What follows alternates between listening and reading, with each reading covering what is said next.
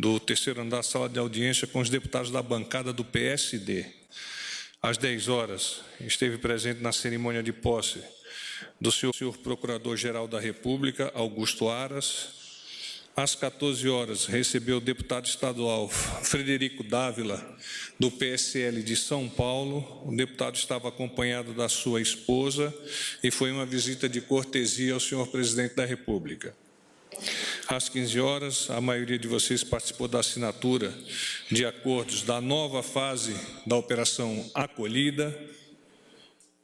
Às 16 horas, o senador Roberto Rocha, líder do PSDB, esteve junto ao senhor presidente e trataram de temas diversos.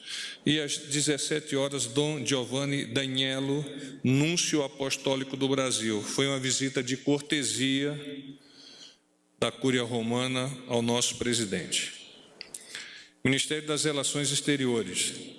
A adesão do Brasil ao protocolo de Acordo de Madrid relativo ao Registro Internacional de Marcas tem como principais avanços a simplificação de procedimentos e a redução de custos para registro de marcas no exterior. Com a vigência do protocolo, o Brasil passa a integrar uma rede de mais de 120 países que representam 80% do PIB mundial. Nos termos do acordo, não se cogita qualquer prazo superior a 18 meses para registro de marcas no país, o que é uma imensa evolução que vai ao encontro da desburocratização necessária do Estado. É mais um ato internacional que insere o Brasil no âmbito das melhores práticas, possibilitando eficiência e integração no sistema de registro de marcas e incentivo à expansão da atividade de empresas brasileiras no exterior. Ministério da Economia. O Ministério da Economia criou uma ferramenta web chamada Plataforma Mais Brasil, com o objetivo de integrar as bases de gestão de transferências de recursos da União e para servir também como um instrumento de acompanhamento das políticas públicas. A plataforma começa a funcionar com dados das movimentações voluntárias da União por meio de informações do Sistema de Gestão de Convênios e Contratos de Repasse, SICONV. O montante repassado pela União para a realização de convênios e contratos movimenta aproximadamente mais de 9 bilhões de reais ao ano.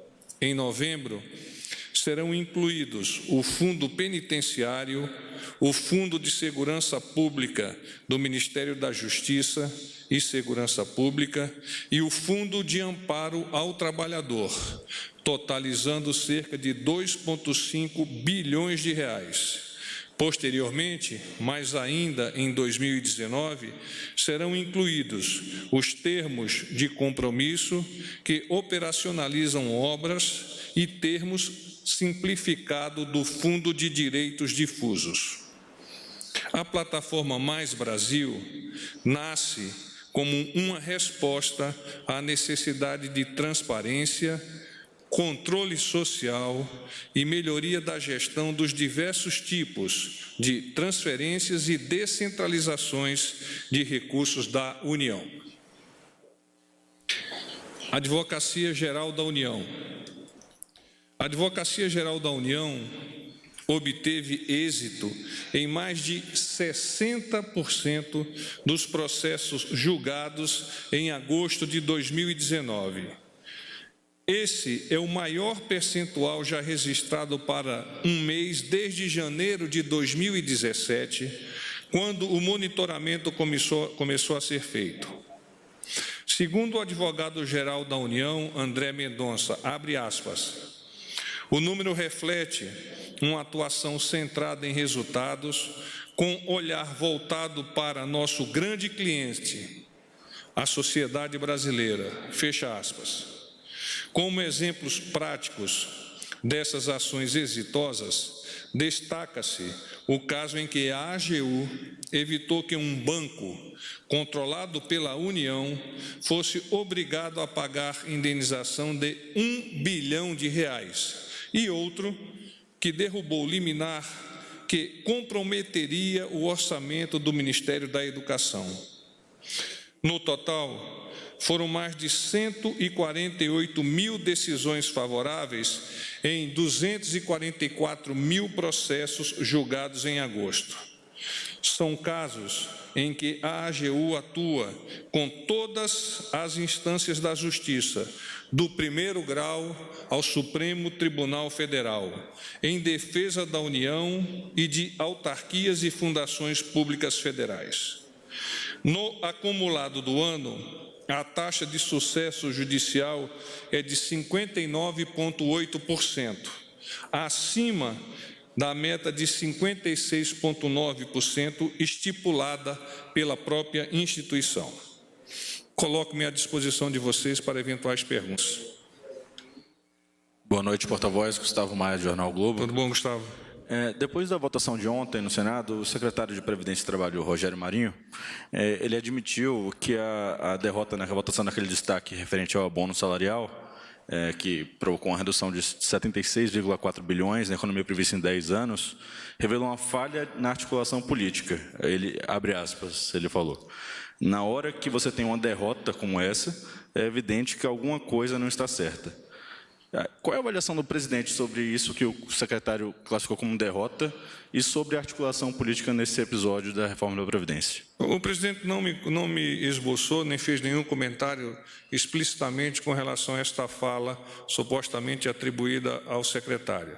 No entanto, ele vem iluminando, desde o encaminhamento da proposta da nova Previdência, que essa medida, a nova Previdência, era necessária neste momento, a bem da verdade já era necessária de há muito, para o ajuste das contas públicas e posterior resgate do crescimento econômico.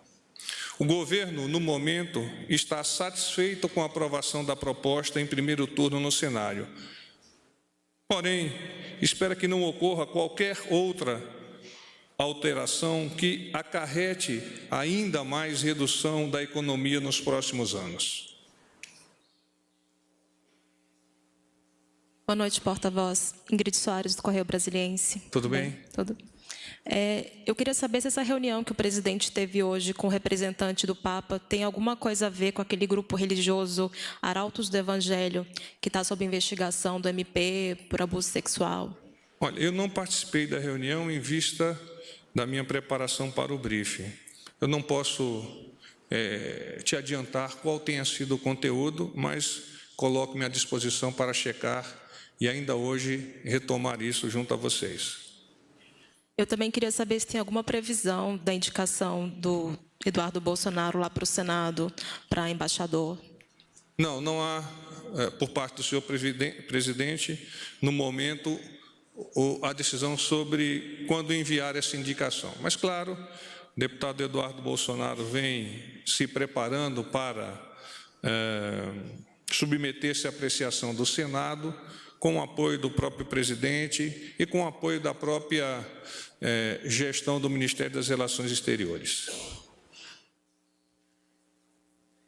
Bom, Matheus Vargas, do Estadão. Ontem, na verdade, hoje, enfim, após o resultado da Previdência, da questão do abono no final, que não ficou bem como o governo queria, noticiou-se que o governo pensa em mudar a questão do Pacto Federativo, talvez desidratar essa proposta. Existe algo nesse sentido aqui no Planalto? Não, concretamente não. Não obstante, o Ministério da Economia vem debruçando-se sobre estudos que possam apresentar ao presidente propostas, linhas de ação com relação a esse pacto federativo, que inclui, dentre outros temas, a própria cessão onerosa. Boa noite, porta-voz. Thalita Tudo bom, Fernandes, Thalita? da Folha de São Paulo. Tudo bem. A respeito ainda do Pacto Federativo da Cessão Onerosa, o que está sendo discutido? Não ficou muito claro. O senhor tem alguns detalhes? Não, não tenho. Está sob a batuta do Ministério da Economia e, se quiser um aprofundamento sobre esse tema, eu te peço que enderece a pergunta ao Ministério. O governo planeja nova liberação de emendas parlamentares nesse momento da aprovação da Não reforma? me comentou o presidente com relação a isso, mas é importante destacar que o ministro Eduardo Ramos vem estabelecendo o diálogo junto com toda a equipe do presidente lá no Congresso Nacional, Senado e Câmara, para identificar quais são as possibilidades de cooperação, particularmente naquilo que é chamado de medidas impositivas. Porta-voz, boa noite. Matheus, da TV Globo. Tudo bom, Matheus? Tudo jóia. Uma pergunta, eu posso ter... O celular está funcionando? Tá tudo bem, Que bom, sobrevivemos. então. Tá tudo Senão bem. o pessoal ia fazer uma vaquinha e ia te comprar um outro celular. Bom, ainda está em tempo ainda. Então tá bom. Podemos fazer.